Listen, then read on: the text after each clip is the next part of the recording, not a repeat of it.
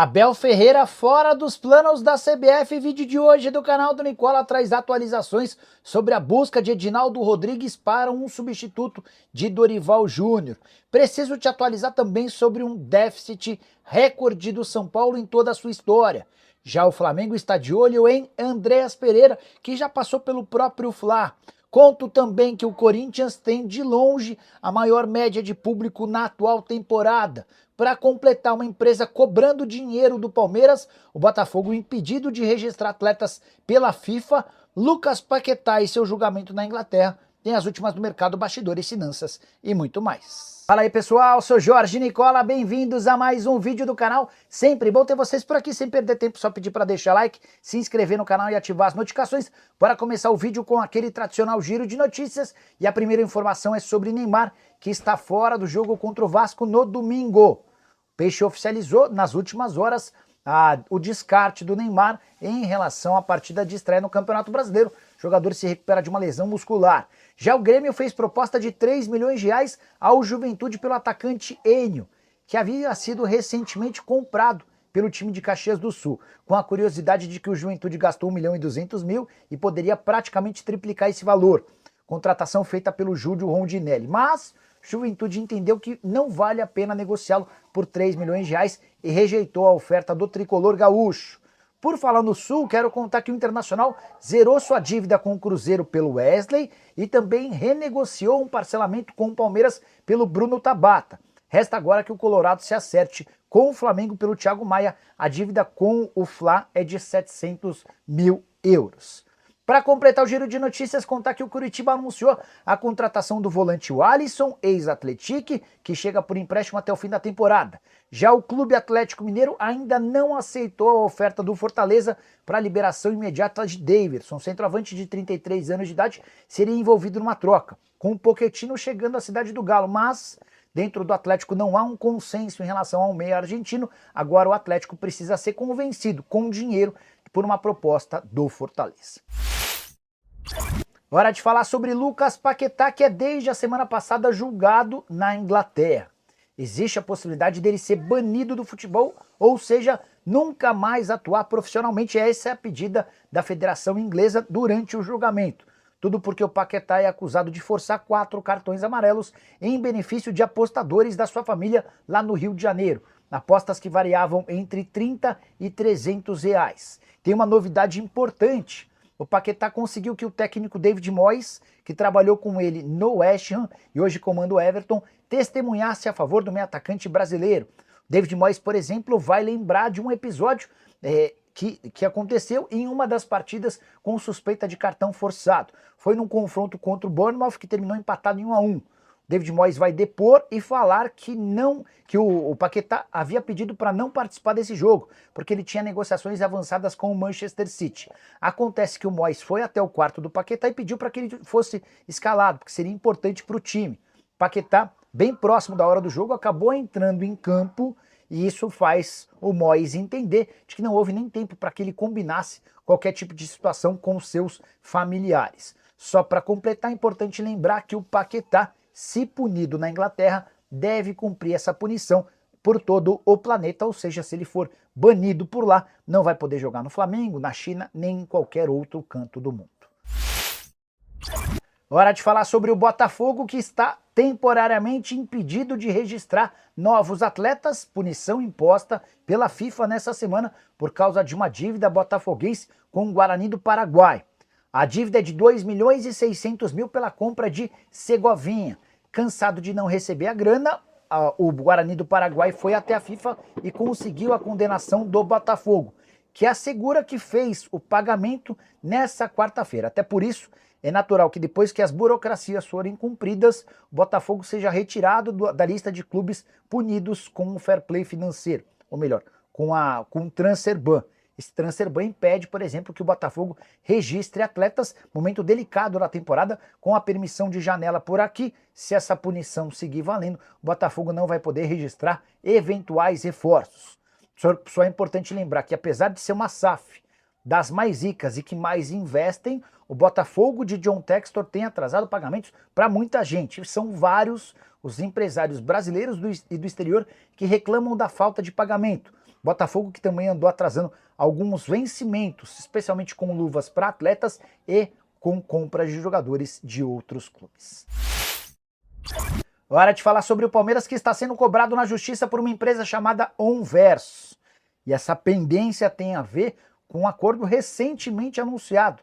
Nessa quarta-feira, o Verdão, com pompa e circunstância, anunciou patrocínio com o grupo Fictor, que vai estampar sua marca nas costas da camisa do time masculino e feminino a um custo de 25 milhões de reais por ano, fixos, além de outros 5 milhões de reais em bônus.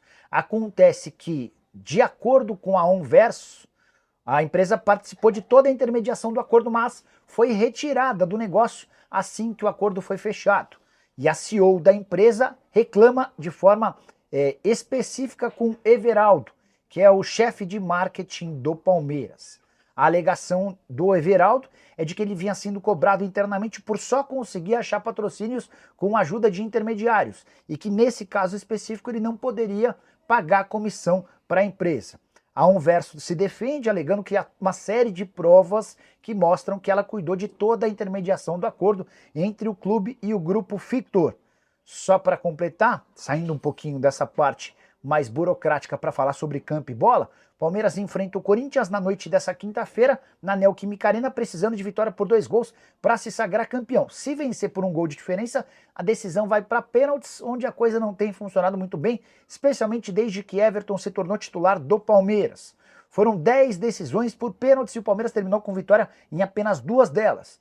Na final do Campeonato Paulista de 2020, justamente contra o Corinthians, e nas quartas de final da Libertadores de 2022 contra o Atlético Mineiro. Em todos os outros casos, o Palmeiras saiu da disputa por pênaltis derrotado.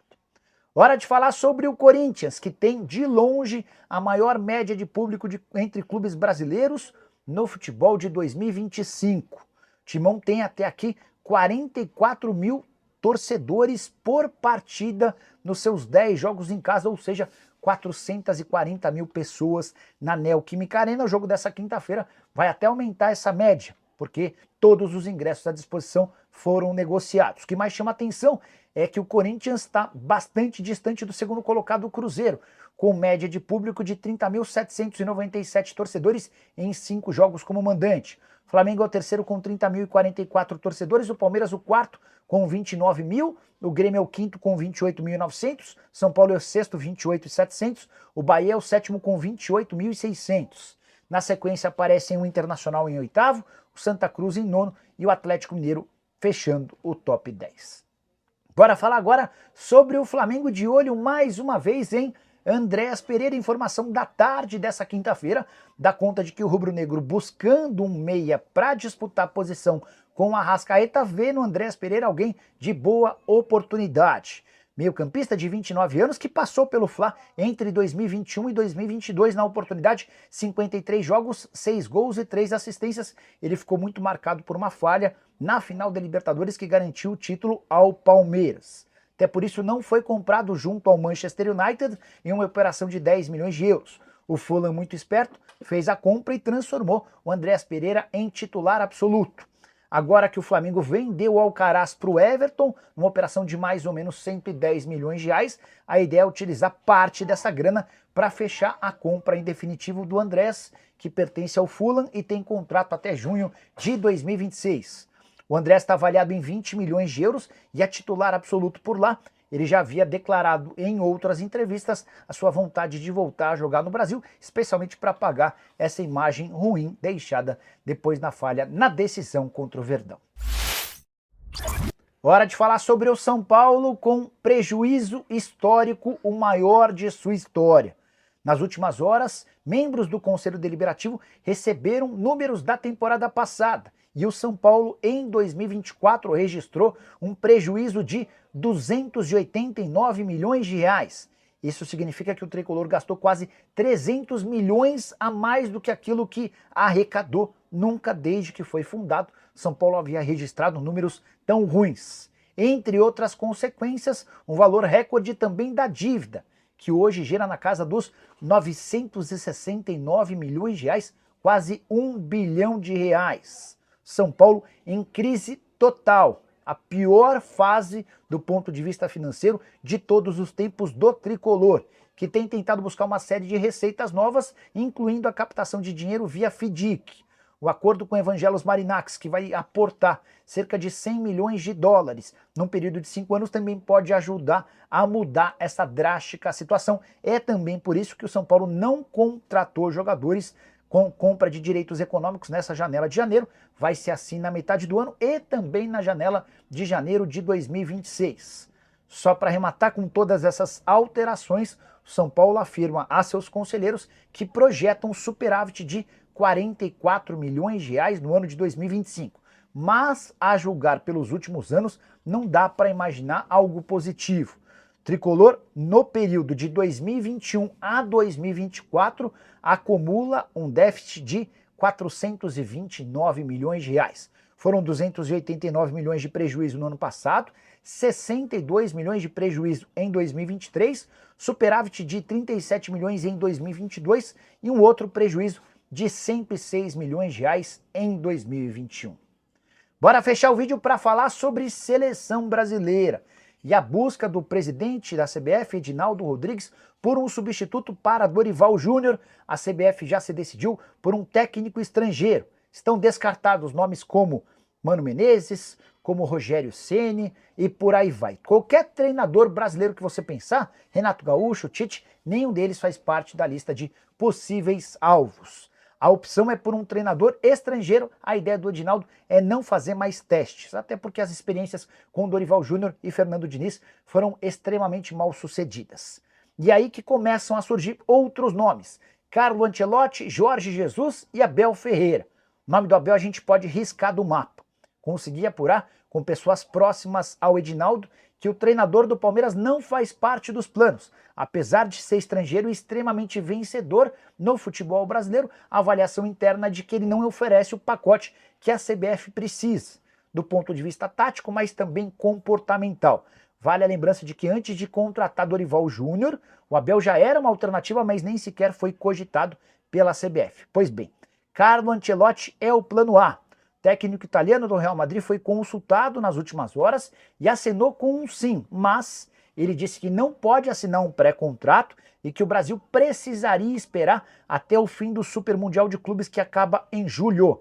Com um detalhe importante: sem a garantia de que em julho ele toparia se mudar para a seleção brasileira. E é isso que faz com que Jorge Jesus vá ganhando chances, especialmente porque o técnico português do Al Hilal adoraria trabalhar na seleção e já deixou claro que abre mão da disputa do Super Mundial de Clubes pelo time saudita para comandar o Brasil na data FIFA do mês de junho, quando o Brasil enfrenta fora de casa o Equador e dentro de casa a seleção paraguaia. A insistência vai ser no Ancelotti, mas se o técnico italiano não der garantias de que será o treinador brasileiro na metade do ano, pode acabar sobrando para Jorge Jesus, que tenta melhorar a sua situação com o jogador Neymar. Venho contando para vocês nos últimos dias sobre uma treta pesada que existiu entre o Neymar e o JJ antes da vinda do craque pro futebol brasileiro. Neymar, na frente de outros atletas, chamou o Jorge Jesus de traíra e disse ou lembrou ao JJ de que o mundo daria voltas e que o sonho do Jorge Jesus de treinar a seleção brasileira poderia ser impedido exatamente por conta de uma restrição imposta pelo Neymar. Aguardemos cenas dos próximos capítulos, prometo ficar de olho para contar qualquer novidade para vocês. Combinado? A partir das 7 tem live do Nicola para responder as perguntas. Não esquece, abraço, deixa like, se inscreve no canal, tchau. Torcida do Botafogo surta com anúncio recente. Isso pode mudar tudo. Ah, fala a torcida alvinegra. Antes de mais nada, já chega deixando o like, se inscreve no canal e ativa o sininho das notificações. Porque o que eu vou te contar agora pode mudar completamente o futuro do nosso glorioso. E você não vai querer ficar de fora, né? Então já comenta aí. Essa contratação seria um acerto ou um erro? Agora segura essa, porque o que acabou de sair nos bastidores pegou todo mundo de surpresa e já está dando o que falar entre os torcedores do Fogão. Informações vazadas indicam que John Testor entrou pessoalmente na jogada para trazer um reforço inesperado ao elenco de Renato Paiva. Sim, ele mesmo, o chefão do Botafogo, está conduzindo pessoalmente essa negociação. E o nome que está na mesa é de um jogador que pode ser a peça que faltava para consolidar de vez a defesa do Fogão. E mais, o técnico Renato Paiva aprovou a chegada dele. Isso mesmo. Fontes próximas ao clube revelam que o treinador já deu o sinal verde e vê essa possível contratação como movimento estratégico para reforçar o sistema defensivo do time. E não para por aí. A torcida já está empolvorosa e exigindo que o clube acelere as negociações antes que outro time entre na briga. A pressão está grande e o Botafogo pode ter que agir rápido para garantir esse reforço de peso. Quem é o jogador que pode desembarcar no Nilton Santos? Agora vem a bomba, galera. O nome que circula nos bastidores e pode pintar no glorioso é nada mais, nada menos que Vitor Gabriel, zagueiro do Internacional. A jovem promessa pode ser um grande acréscimo ao elenco e dar mais solidez à defesa do time. E se tem um cara que pode fazer isso acontecer, esse cara é John Testor. A pergunta agora é: essa negociação vai avançar ou será mais uma novela sem final feliz? A expectativa é gigante e os próximos dias serão decisivos para saber se Vitor Gabriel realmente vestirá a camisa do Fogão. E aí, torcedor? O que acha dessa possível contratação? Comenta aqui embaixo se você aprovaria a chegada do zagueiro. Já se inscreve no canal, ativa o sininho das notificações para não perder nenhuma atualização. E claro, deixa aquele like para fortalecer. Fiquem ligados porque qualquer novidade a gente traz em primeira mão. Glorioso News, sempre com as melhores informações do Botafogo.